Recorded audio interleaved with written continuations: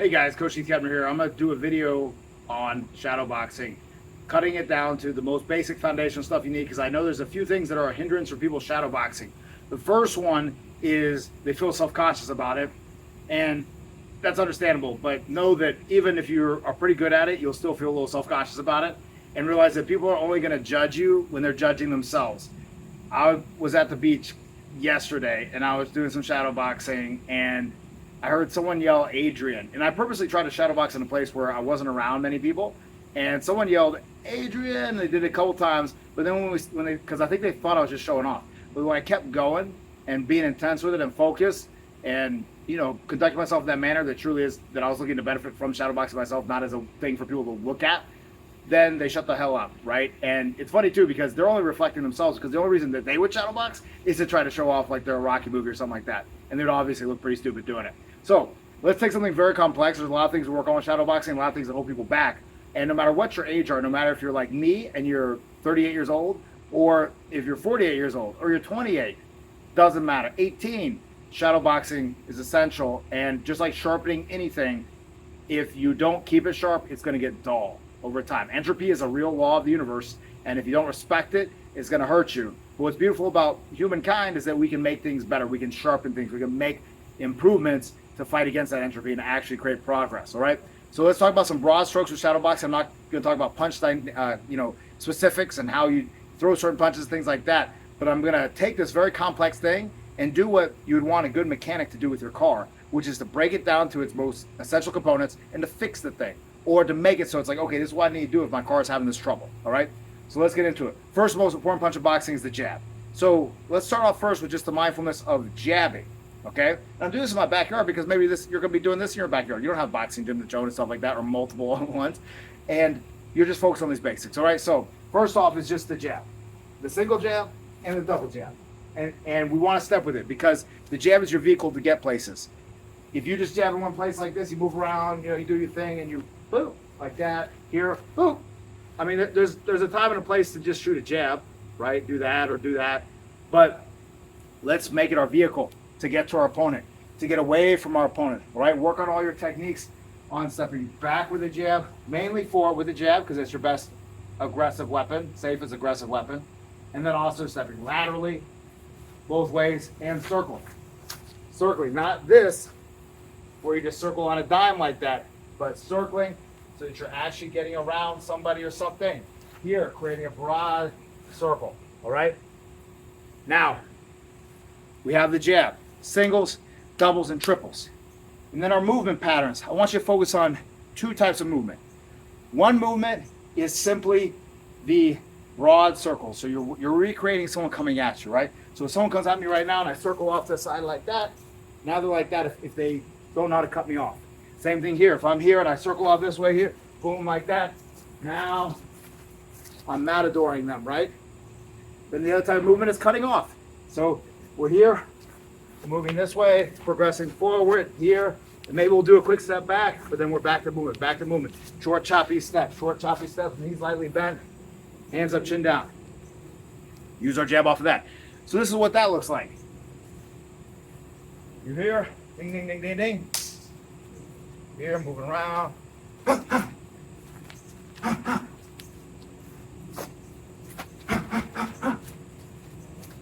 And see that after I'm done, I'm circling, getting away. I'm coming at them, circling away, or aggressive. Here. Like that, cutting them down. So you got that. Now, let's talk about another thing to add to it, to make your shadowboxing completely useful. Even if you don't know that much about boxing, it will directly apply to your sparring, fights, and everything else. Adding one little element to the jab, the feint. All right, so now what we're going to do is not only going to start with jabs, but we're going to feint the jab. Just that little bit of a foot and an arm that is the start of a jab. So you're going to do two things with this feint. First off, you're going to feint and exit, because if someone's looking to counter your attack and you feint and then get out, then they don't have anything to hit. But we're not even in this video going to go into hand defense and everything else. We're going to talk a little bit about head movement at the end, but we're just talking about feet and punches. All right, so first off, you have that feint, and you exit out, right? So we're here, moving around, doing my thing, here, etc., mixing turns, turning with both legs. I'm here, I feint, and I get out, right? I feint, get out, like that.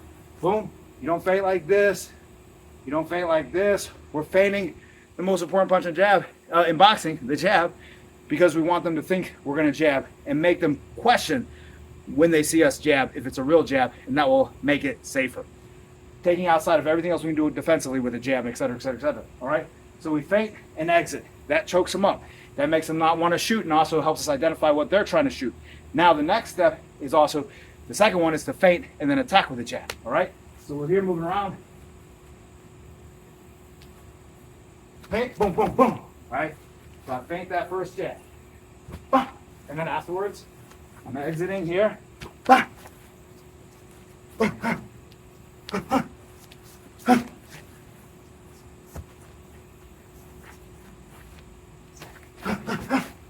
you can circle with that jab. Like that, like an aggressive person coming at you, etc. All right. Now next, let's talk about combinations. Putting some punches behind what we're doing. Basic thing I want you to think about, don't overthink it. Whatever it is you put together, start with the jab, finish with the jab. So again, start with the jab and the feints. We're gonna start with the jab. Double, triple jabs, whatever. Put some punches together, and then finish with the jab. You do that, you're good. Go back to movement. After you're done, your movement is that broad circle, stepping off, circling off, or maybe you're aggressing again for more contact, all right? So what that looks like is here. I'm here.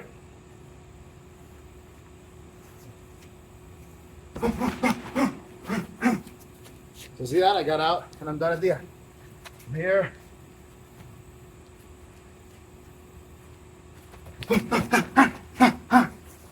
I jabbed in, threw a combination, circled off to the side at the end.